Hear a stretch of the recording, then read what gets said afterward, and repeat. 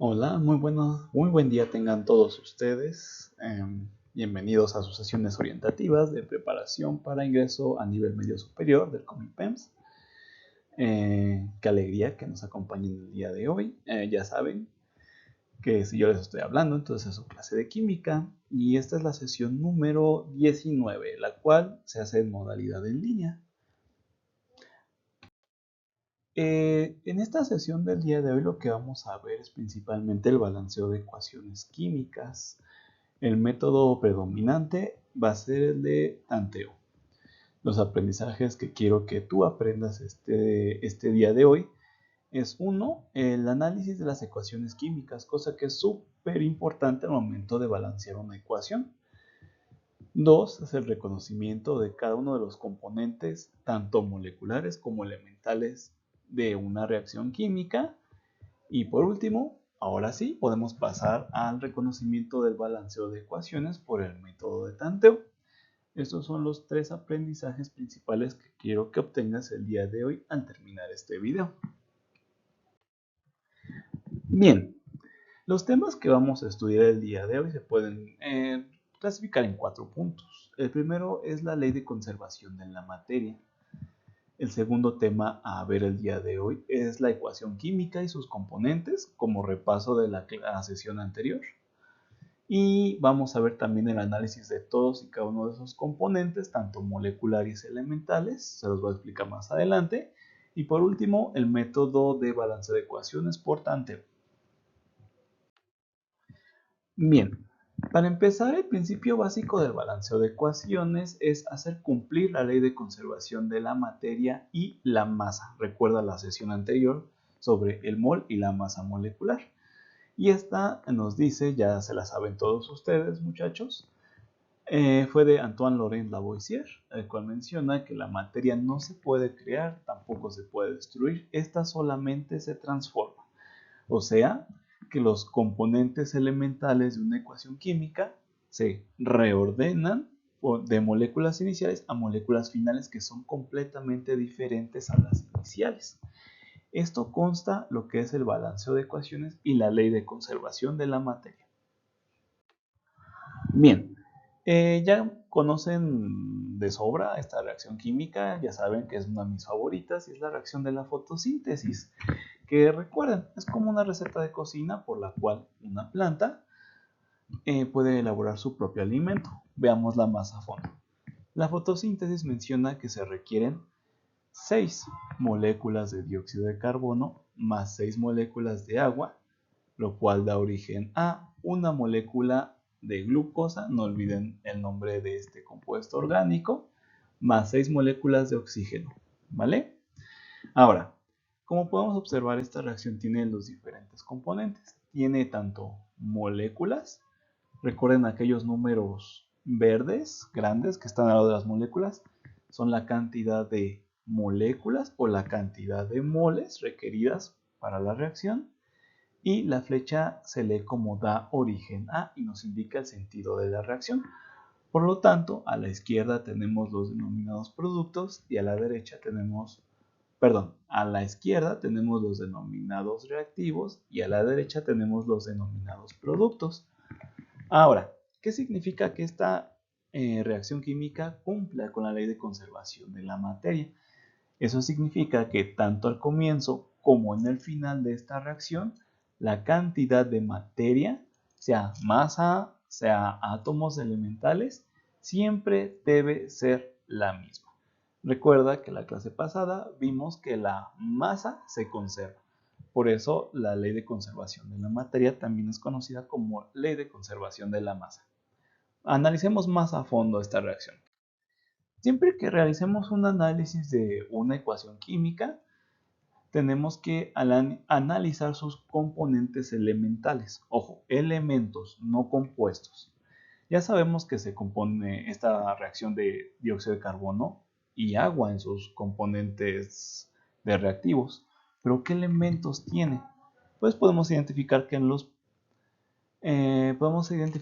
la reacción, disculpen, 3 elementos principales: carbono, hidrógeno y oxígeno. Ahora, vamos a ver en qué cantidades se encuentra en el principio de la reacción, es decir, en nuestros reactivos. Pues esta es la proporción que se encuentra en nuestros átomos elementales, o sea, 6 átomos de carbono iniciales. ¿Dónde pueden encontrar el carbono? Pues si analizamos los reactivos, el carbono se encuentra como un componente del dióxido de carbono. Y por cada molécula de dióxido de carbono hay un átomo de carbono. Pero pueden ver en la ecuación que no tenemos una molécula de dióxido de carbono, sino tenemos 6. Así que 6 por 1, 6. Analizamos el otro componente, hidrógeno. El hidrógeno es componente del agua, de la molécula de agua. Y como pueden observar, en la molécula de agua hay 2 átomos de hidrógeno. Pero la ecuación de la fotosíntesis nada más tiene una molécula de agua. La respuesta es no, tiene 6 moléculas de agua. Así que 6 por 2 da igual a 12 átomos de hidrógeno. Bien, por último tenemos el oxígeno. Como pueden observar, el oxígeno es un componente de ambos compuestos, de dióxido de carbono y agua, pero se encuentra en diferentes proporciones. El dióxido de carbono tiene 2 átomos de oxígeno, multiplicados por los 6 de la ecuación, son 12. El agua tiene nada más un átomo de oxígeno, pero multiplicados por las 6 moléculas da igual a 6. Así que 6 y 12 da igual a 18. Así que al comienzo de nuestra ecuación tenemos esa cantidad de átomos en los reactivos. Vamos a ver qué sucede al final de la ecuación, es decir, con los productos. Pues bien, podemos observar que la cantidad de productos es la misma a la cantidad de reactivos. Muy bien, el carbono es un componente de la glucosa y como podemos observar, la glucosa tiene 6 átomos de carbono. El hidrógeno también es un componente de la glucosa, la cual tiene 12 hidrógenos nada más. Y el oxígeno podemos observar que está en la glucosa y también se libera como un subproducto de la fotosíntesis, que es el oxígeno que tanto tú como yo respiramos. Bien, a ver, el oxígeno molecular está compuesto por 2 átomos de oxígeno, multiplicados por las 6 moléculas que se liberan, da de total a 12, más las 6 moléculas de la glucosa, da igual a 18. Así que como podemos observar, la cantidad de reactivos es igual a la cantidad de productos, hablando de átomos elementales. Por lo tanto, por ello podemos decir que se cumple la ley de conservación de la materia, ¿vale? Ahora, ¿qué pasa si la ley de conservación de la materia no se cumple? ¿Acaso esto es posible? La respuesta es no. La ley de la conservación de la materia es universal. Por lo tanto, sí o sí tiene que cumplirse, ¿vale? Que esté mal la ecuación significa que está mal en alguno de sus componentes, principalmente en la cantidad de moléculas o moles, es decir, en los coeficientes. Como ustedes podrán observar o intuir seguramente, esta ecuación de aquí no está balanceada. Pero ¿cómo podemos saber si está balanceada o no? Es analizando, como lo hicimos con la reacción de la fotosíntesis. Muy bien. Recuerden, muchachos, esta es una reacción de neutralización. Este ejemplo que yo les pongo aquí es una reacción entre un ácido y una base. Y recuerden, chicos, una reacción entre un ácido y una base siempre va a dar agua y sal. ¿Vale? En este caso, la reacción de neutralización que les pongo de ejemplo y que no está balanceada, como veremos más adelante, es una reacción entre el ácido clorhídrico y el hidróxido de hierro, el cual va a dar origen a agua y la sal conocida como cloruro de hierro. Bien, analicemos sus elementos. Al momento de hacer el análisis de los componentes elementales de la reacción, yo les sugiero que sigan este orden. Primero coloquen los metales, luego los no metales, seguido por los oxígenos y por último los hidrógenos. Este orden nos va a ayudar muchísimo al momento de realizar el balanceo de ecuaciones. Ahora, te hago aquí, te exhorto aquí, mi querido alumno, a que revises los aprendizajes de las sesiones anteriores, porque no requieres una tabla periódica para saber cuál es un metal y un no metal. Por ejemplo, recuerden que los ácidos están formados por un átomo de hidrógeno seguido por un no metal. En este caso, el ácido clorhídrico es el ácido, así que sabemos que el cloro es el no metal. Y los hidróxidos, recuerdan, o también conocidos como bases, siempre va a ser un metal con un grupo funcional OH, conocido como hidróxido. Así que ya sabemos que el hierro es el metal. Muy bien. O, en su defecto, podemos saber que la sal es la unión de un metal y un no metal mediante un enlace, recuerden que se denomina iónico. Bien, continuamos. Metal, en este caso de nuestra ecuación, es el hierro. El no metal es el cloro. El oxígeno es el oxígeno y el hidrógeno pues también es el hidrógeno. Ahora analicemos los componentes o la cantidad de componentes de los elementos en la parte de los reactivos. Bien, si hacemos cuenta, solo hay una molécula de hierro y es la componente de la base llamada hidróxido de hierro. El cloro solo existe un átomo y es componente del ácido conocido como ácido clorhídrico.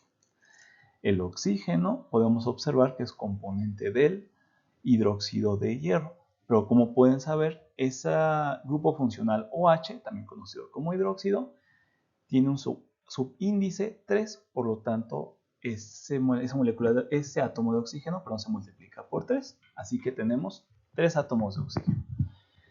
Hidrógeno. En el mismo caso que el oxígeno, el hidrógeno en la base se multiplica por 3, pero no tenemos nada más ese. El ácido clorhídrico está compuesto de un solo átomo de hidrógeno, así que 3 y 1 son 4. Bien, ahora analicemos los componentes elementales de los productos. Ahí está, productos. Bien, como ustedes podrán observar aquí, el hierro se encuentra en la sal conocida como cloruro de hierro y por cada molécula de cloruro de hierro se compone de un átomo de hierro. Así que nada más tenemos un átomo de hierro. El cloro es componente del cloruro de hierro y podemos observar que está compuesto de 3 átomos de cloro. El oxígeno se encuentra en el agua, como puedes observar, y por cada molécula de agua hay un átomo de oxígeno, pero podemos observar que no hay dos moléculas de agua. No hay una molécula de agua, sino dos, así que 2 por 1, 2. Ahora pasemos con el hidrógeno, chicos. El hidrógeno es componente del agua y por cada molécula de agua tiene 2 átomos de hidrógeno, así que 2 por las 2 moléculas que se forman es igual a 4. Así que si analizamos todos y cada uno de los elementos, podemos observar que no está balanceado. La cantidad de materia no es la misma tanto al inicio como al final de la reacción. Por lo tanto, no se cumple la ley de conservación de la materia. Veamos. El cloro.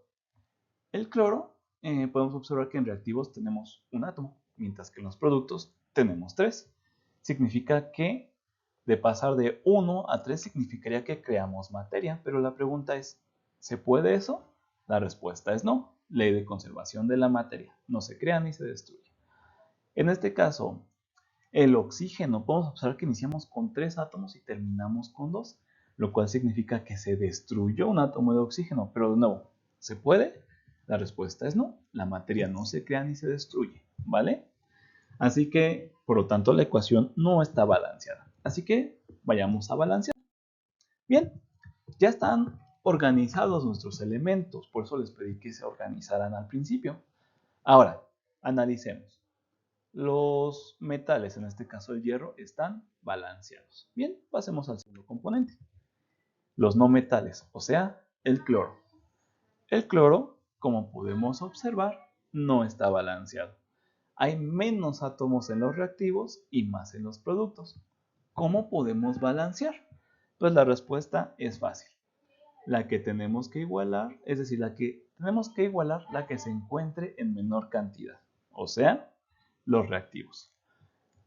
Tenemos un átomo de cloro, así que lo que tenemos que hacer es identificar el cloro en nuestra reacción y podemos ver que es componente del ácido clorhídrico.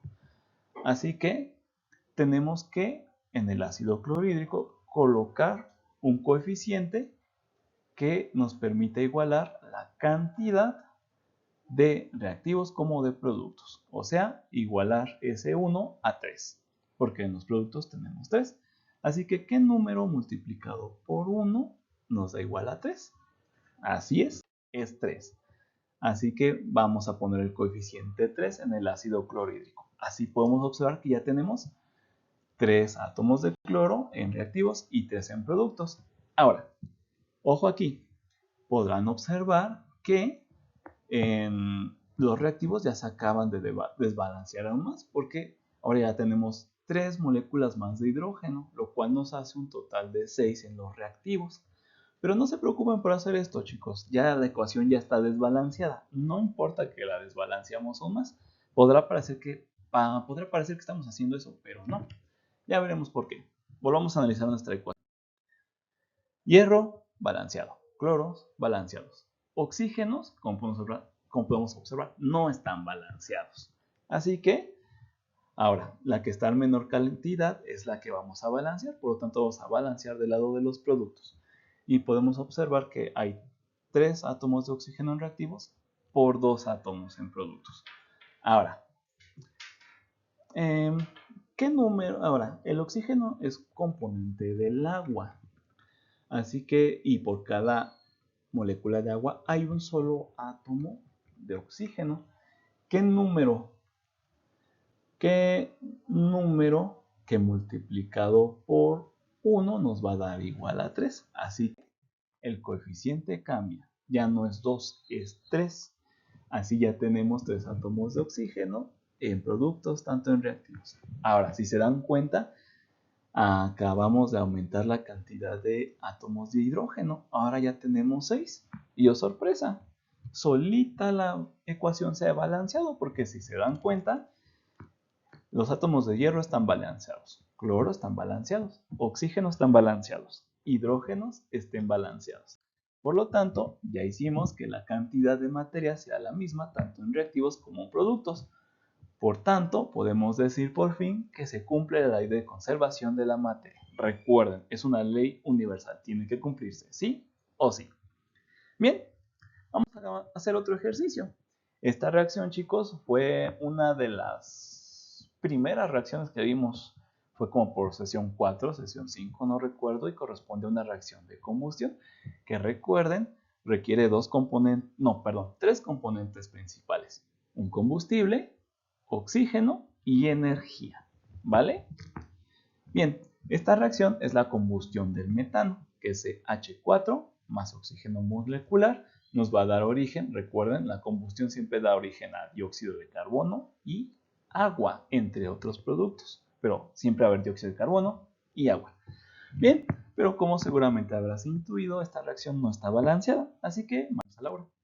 Bien, primer paso, ya saben, análisis de sus componentes elementales. Recuerden que primero colocamos a metales, pero en este caso no tenemos ningún no metal. Así que no se preocupen, pasamos al siguiente elemento. No metal, que es el carbono. Siguiente elemento, oxígeno y después hidrógenos. Bien, pasemos al conteo de átomos. Bien, tenemos que del lado de los reactivos tenemos un solo átomo de carbono. Bien, el metano tiene por cada molécula de metano hay una de carbono y es la que está ahí.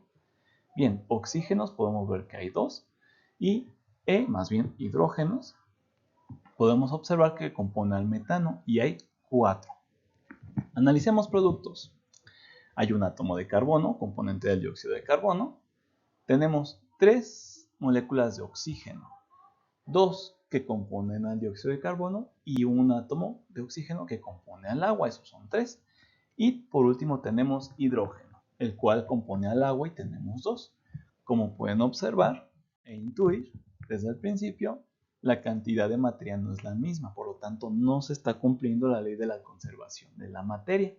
Así que manos a la obra, vamos de nuevo a resolver este. Así que bien chicos, manos a la obra. Bien, como podemos observar, dada el análisis de los componentes elementales de esta reacción, podemos observar que carbono está balanceado, pero el oxígeno es el que no está balanceado. Y como podemos observar, en la cantidad de reactivos es menor que la de productos, así que tenemos que balancear del lado de los reactivos. Ahora, podemos ver que el oxígeno se encuentra en el oxígeno molecular de los reactivos. Ahora, ¿qué número que multiplicado por 2 nos va a dar igual a 3. La respuesta es 1.5. Pero, ¿ustedes creen que existan moléculas a la mitad?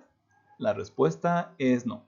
Así que no se preocupen, si no puede balancearse, entonces pasamos al siguiente componente, no pasa nada, ya van a ver.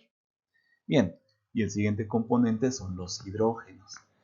Por lo tanto, vemos que en los productos hay menos que en los reactivos, así que vamos a balancear del lado de los productos. Como pueden observar, en la molécula de agua hay 2 átomos de hidrógeno, así que ¿qué número multiplicado por 2 da igual a 4? Así que la respuesta correcta, como ya sabrán, es 2. Así que va a haber 2 moléculas de hidrógeno, 2 moléculas de agua, perdón. Y como podemos observar, ya los hidrógenos ya están balanceados, pero va a causar un cambio en los productos porque ya no va a haber un átomo de oxígeno por el agua, sino va a haber 2. Así que esos 2 más los 2 del dióxido de carbono es igual a 4. Bien, entonces carbono e hidrógeno ya están balanceados. ¿Qué hay con los oxígenos? ¿Se podrán balancear en esta ocasión? Veamos. Bien, ahora sí, tenemos que en reactivos hay 2 átomos, en productos son 4. Ahora, por lo tanto, tenemos que balancear del lado de los reactivos. Así que, ¿qué número multiplicado por 2 da igual a 4? Así es, la respuesta correcta es 2. Así que tenemos dos moléculas de oxígeno molecular. Y como pueden observar, ya la ecuación está completamente balanceada. Es decir, podemos observar que cumple con la ley de conservación de la materia. Recuerden por último que el balanceo de ecuaciones, su quinta esencia, yace en balancear todos y cada uno de los componentes en orden de hacer cumplir la ley de conservación de la materia, que recuerden fue propuesta por Lavoisier, ¿vale? Ahora te toca a ti. Ojo, antes de iniciar con esto, me gustaría decirte que por cualquier pregunta que tengas, ya saben que sus profesores estamos para apoyarles y orientarles. Y por último, ya sabes, puedes repetir cuantas veces necesites el video para repasar todos y cada uno de los temas que vimos en esta sesión en línea. Y por último, me gustaría mencionarte que ahora te toca a ti. Yo sé que tú puedes, yo confío en ti, nada más tienes que analizar los componentes de la ecuación. En este caso, se las dejé muy fácil. Podemos observar que les dejé una reacción de neutralización, es decir, entre un ácido y una base. Como pueden observar, es entre ácido clorhídrico, hidróxido de aluminio, agua y cloruro de aluminio. ¿Vale? Recuerden, al momento de hacer el análisis, recuerden ordenar en metales primero, no metales, seguido de oxígenos y después de hidrógenos. No les voy a indicar qué elementos son cuáles, pero recuerden que un ácido siempre es entre un grupo funcional hidrógeno y un no metal. Y una base, también conocidas como hidróxidos, siempre es entre un metal y un grupo funcional hidróxido. Y uno de los componentes de una reacción de neutralización es una sal, o sea, un metal y un no metal unidos por un enlace iónico. Entonces, ya con la información que te acabo de compartir, es más que suficiente para que tú puedas realizar el siguiente ejercicio. Ahora, datos a considerar también es que tenemos más bien los nombres de los siguientes compuestos, es ácido clorhídrico, o más bien lo que dice esta reacción de neutralización es que una molécula de ácido clorhídrico va a neutralizar, o más bien se neutraliza con una molécula de hidróxido de aluminio, el cual va a dar origen a agua y una sal, que recuerden, primero se nombra al grupo funcional de la derecha, es decir, al átomo que tenga un número de oxidación mayor, en este caso cloro. Por lo tanto sería cloruro de aluminio. Y bien, esas son todas los datos que usted, mi estimado alumno, requiere para realizar este siguiente ejercicio. Sin más por el momento, yo me despido de ti deseándote el mayor de todos los éxitos en tu examen de admisión a la preparatoria. Y mencionarte que también nos vemos en la próxima sesión, que ya va a ser de tipo presencial. Así que mucho éxito. Que tengas un excelente día.